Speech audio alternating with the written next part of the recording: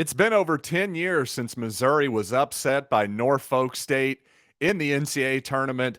Let's rip off the Band-Aid and figure out what went wrong, including a terrible call in crunch time that went against Missouri and, frankly, a terrible shot selection by one of the great players in program history. So let's break it all down right now on Locked On Mizzou. You are Locked On Mizzou, your daily podcast on the Missouri Tigers, part of the Locked On Podcast Network, your team every day.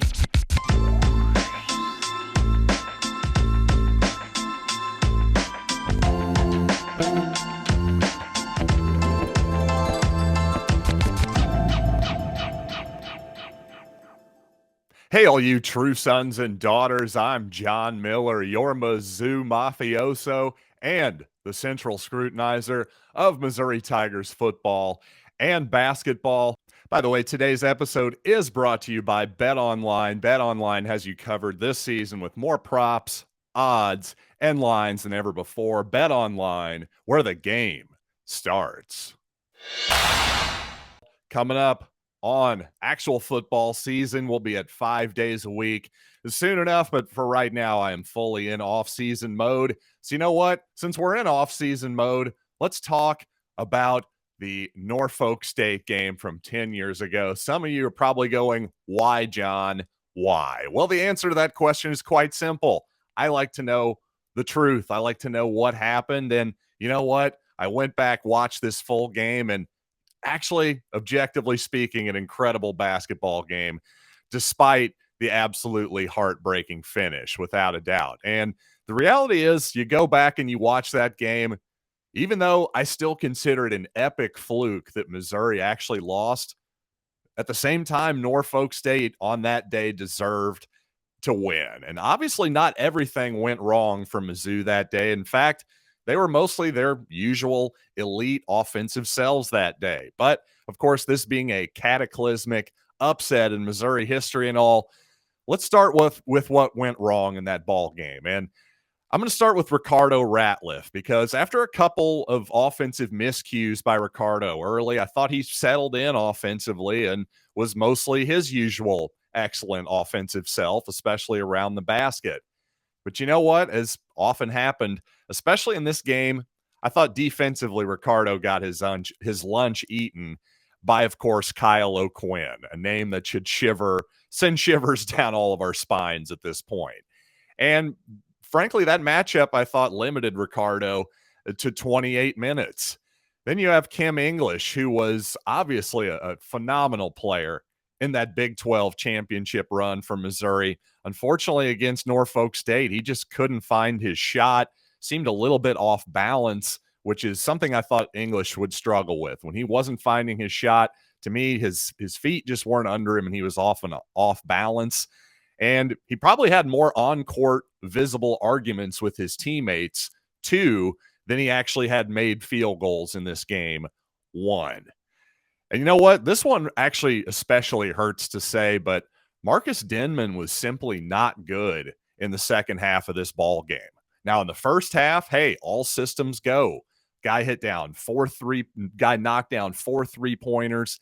He was his usual, just fabulous self. But again, second half, couldn't knock down open shots, even lost control of the ball on a pull-up jumper that left him and Kim English visibly frustrated in the second half. But the real head scratcher, though, was a totally bizarre shot selection with 17 seconds left in this basketball game. Now, you see, Missouri was trailing at this point by 3, has the ball with 34 seconds to go, no shot clock. It can take the last shot if it wants to, but hey, an early shot that's good, I'm all for it when you're trailing in a ball game.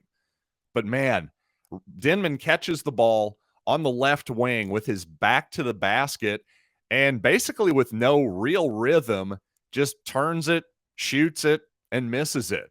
And frankly, Frank Haith's confused face in that moment says it all. Steve Kerr, who was calling the game with Marv Albert, called it a panicked shot. And I totally understand why Kerr said that. Now, as a Missouri observer, I will quibble with that a little bit. I thought it was a terrible shot by Marcus Denmon, but panicked, I can't say that, because here's why. If you watch Denmon, how he closed that game in Allen Fieldhouse that Missouri ultimately ended up losing, the game in Columbia against Kansas that Missouri ultimately ended up winning, well, Marcus Denmon was absolutely out of his mind in the closing moments of those games. So I can understand why he would think, especially back of his mind, Allen Fieldhouse, he didn't get the last shot. Phil Pressey got the last shot, and he was blocked / fouled at the rim by Thomas Robinson. We can argue about that forever, but I can see how in Denmon's mind he thought, I've got the ball, I'm going to make it. I've made it before, and guess what? I'm not giving this thing up, and I'm going to shoot it. But with 17 seconds left, considering the quality of shots that Missouri had been getting the entire game, I just thought it was a terrible shot. I agree with Steve Kerr, and frankly, it was just a bizarre moment that I bet Denmon probably wishes he had back to this day. But the game is not over. That's one thing to keep in mind. There's still a lot more to be played here. After Denmon's missed three, Kyle O'Quinn gets the rebound, is fouled, ends up making one to extend their lead to 4. Phil Pressey pushes it up court, hits a beautiful three way behind the arc to cut it to 1 with 10 seconds left in the ball game.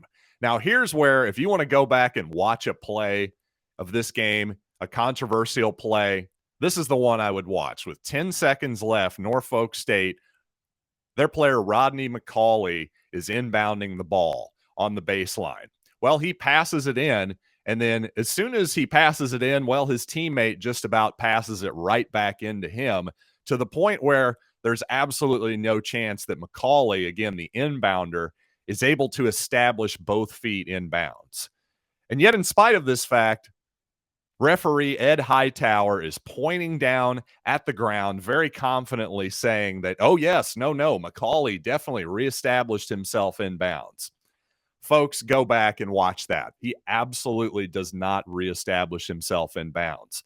So what that should have been is a turnover with 10 seconds left. Missouri should have had the ball down 1 with 10 seconds to go. Instead, well, Missouri is forced to foul. They end up making both free throws, or excuse me, just one free throw. Missouri trails by 2.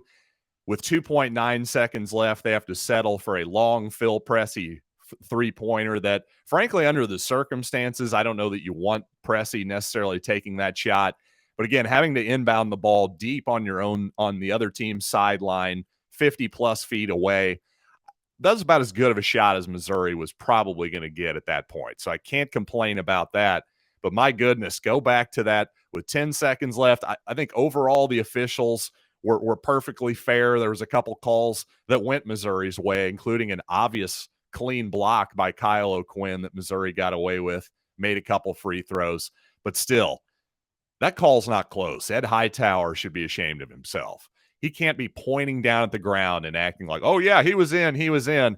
That was an absolutely atrocious call and cost Missouri a chance, a much, much, much better chance to actually get back in the ball game and possibly eke out a victory. Now, obviously, I just spent a bunch of time talking about how this game finished, but how did Missouri get to the point where a team that possibly should have been a number 1 seed in the NCAA tournament, well, frankly, they needed a last-second comeback in order to win that game? How did we even get there? Well, I want to talk about that, but first I want to tell you about betonline.net, the number 1 spot for all of your betting needs. It's our favorite place to do business in terms of wagering at the Locked On Podcast Network.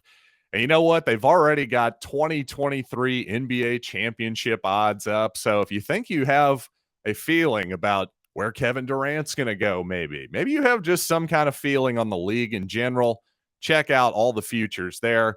Maybe you're not into basketball, at least on the pro side. How about football? How about MMA? How about absolutely everything? The 2022 World Cup, mixed martial arts, horse racing. Hey, hockey. I'm sure hockey is up and going despite the fact that season just ended. Yes, indeed. The Avalanche, your favorites at 4-1 in 2023. So there you go. Check it all out at betonline.net, where the game starts.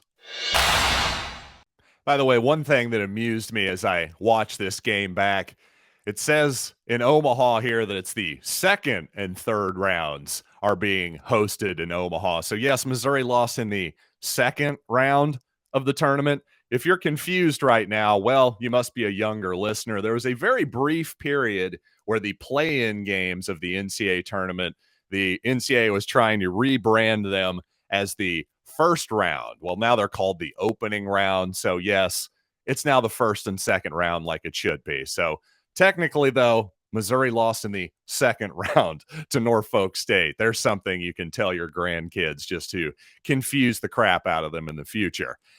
But seriously, how did Missouri get to this point? Well, I was prepared again for we'll talk in reality here. I was prepared that a second round loss to either Florida or Virginia, I thought that could happen, especially a team like Missouri that is undersized. They do shoot a lot of 3-pointers. Well, occasionally that well's going to run a little bit dry. And in its previous losses to Kansas State and Oklahoma State, actually Kansas State twice and also to Oklahoma State, well, Missouri shot poorly in all three of those basketball games. Now, in its fourth loss of the regular season to Kansas and Allen Fieldhouse, Missouri did shoot quite well in that ball game. But obviously the Jayhawks are a different caliber of opponent compared to Kansas State and Oklahoma State, and especially Norfolk State.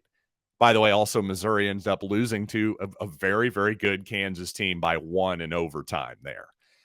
But at the same time, just to give you an idea of how great Missouri was offensively that year, you may hear, if you're an NBA fan, the absolutely elite shooters, there's something called the 50-40-90 club. In other words, Kevin Durant, Steph Curry, Steve Nash, people like that have shot 50% from the floor, 40% from the three-point line, and 90% from three. Well, as a team in the 11-12 season, Missouri shot 50% from the floor, 40% from the three-point line, and 77% from the free throw line. So not quite the 90 there at the foul line, but everything else is unbelievable for a team. And by the way, 77% is a really good number there too. You know what? And also the fewest number of turnovers in the Big 12 as well. So that's just how good they were offensively. But man, as much as I love this team, you do have to remind yourself that if that Kansas loss that I brought up and if this Norfolk State thing sandwiched, there was the bread, the meat was the Big 12 tournament, awful painful there. But you know what? Again, let's break this down. How did we get to this point of this painful loss? Well, Norfolk State, you look at it, they were 12-2 in the conference, played a weak MEAC schedule, but they played the only top 100 teams they played, Marquette twice. Once was a beatdown. Once was fairly close, where, again, Marquette shot 5 of 20 from downtown. That's the kind of game that Missouri, I thought, was vulnerable to. So the fact that Missouri managed to shoot its usual percentages from the field and still lose, well, see, that's the part that's a fluke. But what is forgotten is that Missouri actually did a lot of things right in this game. Obviously, we had to get that excellent offense somehow, and a lot of it was Phil Pressey. Early on, Pressey was drawing defenders really easily on pick-and-roll drives, getting Ricardo Ratliff layups. Now, unfortunately, Ricardo did have a couple miscues there early, but despite the fact that they were down 15-7 early, Marcus Denmon hits a couple threes, followed by another by Flip Pressey, and now it's 16-15. And at this moment, I'm thinking, and all Tiger fans, as they come to their feet, are thinking, okay, that was a cute little run. But the team that, again, probably should have been a 1 seed is about to assert itself. But, man, every single time the Tigers take a lead and see some momentum, Norfolk State has an answer. Often it's Kyle O'Quinn hitting tough shots inside, but their guards, Pendarius Williams and Chris McEachin, they all had excellent shooting games too. But O'Quinn in particular was having an out-of-body experience. Steve Kerr said, I don't know how he's making some of these shots, Marv. He's just willing them in around the basket. And later he just put his hands up in his air, essentially, and said, hey, when it's your night, it's your night. And at halftime, with the game tied at 38, Frank Haith tells Craig Sager, we're going to zone and double O'Quinn in the second half. Can't let them run offense. Clearly, Haith is not thrilled with his defense in the first half. But in retrospect, I'm not sure that doubling O'Quinn was the right call. At times, it seemed like doubling him led to open shots for, again, those hot Norfolk State guards. And the way Missouri was playing offense in that game, just getting excellent shots whenever it wanted, every single time down court, with very few exceptions, I just don't think O'Quinn's offensive output alone was enough for them to upset the Tigers. And coming up, with Missouri tied at 38 at halftime, let's get into that second half and also maybe my surprising conclusion about this game that doesn't really have anything to do with the game itself. Also, what it meant for Frank Haith and Missouri after these quick messages. Now, early in the second half, actually, Phil Pressey committed his third foul, which in the moment was definitely worrisome because not only was Pressey playing an excellent floor game, he was also, Missouri's depth was challenged, no doubt about that. Basically, Missouri was playing 7 guys that they could rely on that season. And it's one thing to actually just play 7 guys in a rotation, but truly we didn't have many more reliable players other than that. No offense to Jarrett Sutton or Andrew Jones, for instance. But fortunately for the Tigers, Mike Dixon played an excellent game, especially on the offensive end of the court. And ultimately, Pressey stayed out of further foul trouble, not missing too many more minutes other than 2 or 3 that he sat out after initially committing that foul. But despite Missouri, for the millionth time, it feels like I've said in this, they played an excellent offensive game. They were also in the double bonus with more than 10 minutes left in the ball game. The quality of shots that Missouri was getting, you just think at that point, my God, how can this possibly lose? But Norfolk State refuses to yield, and unfortunately, there was about a 4-minute stretch down the stretch of that ball game where Missouri made some free throws, but they didn't actually score any field goals. And sometimes I think, gosh, as great as the three-point shot is statistically, it's almost like the passing game in football to some extent. Yes, efficiency-wise, the three-pointer, if you shoot it well, just like the passing game, if you pass it well, on paper, it's always going to look better than the running game or the two-pointers. But sometimes when you're closing a game out, sometimes you need to run that football and move the chains. And I think sometimes just getting some easy two-pointers is sort of the equivalent to that. But to Norfolk State's strategy, it really seemed like in the second half of this ball game, they were tired of giving up layups because in the first half, again, Ricardo Ratliff was getting some really easy shots at the rim because Phil Pressey was drawing help. And at the perfect moment, we know how great of a passer Phil Pressey can be at times. He was getting Ricardo Ratliff the ball for some really easy shots. So ultimately, it just felt like, hey, Norfolk State said, you know what? We're not going to win if we're giving up layups all day, but if we at least make them kick it out for open three-pointers, we at least have a chance for them to miss. There's at least a chance that Missouri could be off. And ultimately, while Missouri shot the ball really well from three-point land, Norfolk State had enough offense, in fact, to hang in there. And that's the part that was truly astonishing. And that's the part that is fluky, in my opinion, because, well, you'd see the next game that Norfolk State ended up getting blown out in the next round.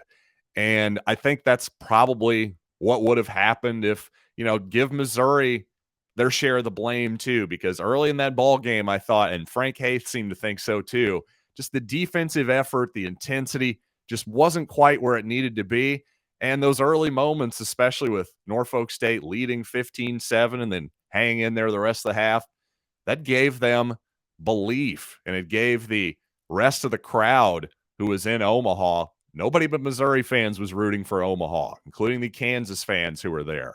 So that hurt Missouri, obviously. You heard an NFS, incredibly loud NFS chants down the stretch there. Most of those weren't Norfolk State fans, people. So, Missouri kind of did it to themselves for sure. There's no doubt about that. Also, while being the crazed Missouri fan that I am, And as I was about to lose my lunch, even re-watching this game back, the reporter in me can also easily recognize that that was a spectacularly fun college basketball game that is really what the NCAA tournament is all about. Just guys who have been together for 4 years, like Missouri, just a whole bunch of 4-year, 3-year players, guys that are friends to this day who are, frankly, in the agony of defeat together, and just having that experience together. And the other side is, of course, the thrill of victory with Norfolk State and Kyle O'Quinn. And again, watching this game back, something I didn't really remember at the time was how many times they cut to Kyle's dad, Tommie, who seemed like just a delightfully likable human being, I have to say. I'm sure while I was watching the game in 2012 when I was 29, I was probably not liking Tommie O'Quinn that much. But going back to it, I couldn't help but feel, as a dad now, see, I wasn't a dad back then, but now I'm a dad. And so I can sort of imagine, like, oh my God, watching my child just having this spectacular, not only just game individually, but hoisting his team ahead of the number 2 seed in that regional. I mean, just what an incredible moment to watch your kid have. And just the whole time the contrast was often, you see these parents of these kids in the stands, and they're nervous and they're chewing their fingernails off practically. But Tommie, on the other hand, Tommie O'Quinn, was just very positive the whole time and saying stuff like "my man" and "he's got it." And I couldn't help but smile a little bit at that, despite obviously the horror of that finish for a Missouri basketball fan. And also, I think what we saw there, again, I mentioned how much I love this Missouri basketball team despite the sad ending, excuse me. And, well, Kyle O'Quinn, a great example of something we may be missing out today too. A guy who had one scholarship for Division I basketball, was from Norfolk State. He ends up going there, and he says, as a senior on the squad, he said, I felt like I got to pay these coaches back for the only scholarship, and he paid them back big time with his performance. Not only in that season, they won the conference, but just an incredible performance by O'Quinn to upset Missouri, unfortunately for us. But as likable of a guy as Kyle O'Quinn is, and Tommie O'Quinn were, I was interested and had to look up. I was just more interested in Kyle O'Quinn. I remember, in fact, in 2016, just by chance, my wife and I were at an Indiana Pacers game. They were playing the New York Knicks, and who was there but Kyle O'Quinn? And for a moment, I definitely had a flashback of, oh no, wait, is that Kyle O'Quinn from Norfolk State? I whip out my cell phone, and of course, yep, that's him. He's followed me to Indianapolis. I thought that was interesting. But one thing I didn't realize at the time, as I was considering going full Robert De Niro and possibly going crazy on Kyle O'Quinn. I'm kidding, folks. One thing I didn't realize at the time there is that was the middle of Kyle's first season with the New York Knicks. And his dad, Tommie, moved from the Deep South to New York City. And when Tommie was coming back from a family reunion in 2015, just 3 years after this incredible victory, well, unfortunately, Tommie died in a car accident returning from that family reunion, driving back to New York City. Now, Tommie, obviously, that left a gaping hole in his family's life and in Kyle's life. And it's a real sad deal. And that kind of hit me like a ton of bricks when I read that, because you just had seen this guy who was so full of life and enjoying his son having his crowning moment in the NCAA tournament. It just makes you realize, man, life is so short, isn't it? And unfortunately, Kyle had one of his crowning moments by signing with the New York Knicks, his hometown basketball team, for a life-changing amount of money, too, about $16 million total value, something like that. But unfortunately, Tommie, while he got to see his son's crowning moment against Missouri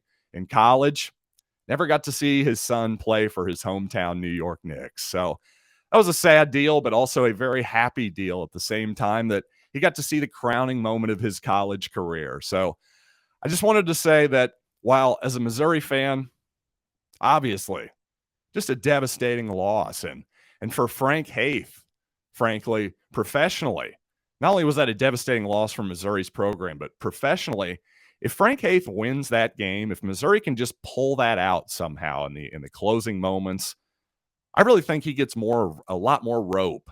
I think he probably does get a contract extension, 2 years later, something like that, where he ultimately ends up going to Tulsa because he doesn't get the extension he feels like he deserves. I really think if Missouri wins that game, Frank Haith is at Missouri for a longer period of time. In fact, there's a non-zero chance that it works out for Frank and he's still here. Not impossible. I'm not saying that's likely, but really think about that. If Missouri wins that game and maybe goes on a run, heck, that team was so good they could have made their first Final Four appearance in school history. You think that's not impossible at all? It's not even close to being hard to believe. Even if they just go Sweet 16, you don't think that would have given Frank Haith a lot more rope? So obviously a devastating loss for him. But, again, the other side of it, that's what's great about college basketball. It's what's great about sports is just seeing these moments where somebody like Kyle O'Quinn, somebody like the other guards for Norfolk State can just have these incredible moments that they're going to remember for the rest of their lives. Most of these guys aren't going to go on to play professional basketball like O'Quinn has. And again, we're reading that his dad, Tommie, died in a car accident in 2015. Again, that just kind of hit me like a ton of bricks. I just wasn't expecting to read that sad news after seeing this, this guy who was, I believe, 70, 69 years old or something like that at the time, who was so full of life. So not a real brilliant conclusion here from me other than, hey, gratitude, people. Just always be grateful for what you have, the people that you have. Some basic stuff, but an important message to keep in mind anyway. So again, just wanted to leave you with a little bit of something different other than woe is us Missouri fans here at the end. So you know what? Thanks for joining me on this little bit different edition of Locked On Mizzou. Thanks for making this your first listen. Whenever you get a chance, get more of the SEC, by the way, by making Locked On SEC your second listen. Every day, host Chris Gordy and the local experts of Locked On take you across the SEC in 30 minutes. Make Locked On SEC your second listen. That's Locked On SEC. So until next time, I'm John Miller, and this has been Locked On Mizzou.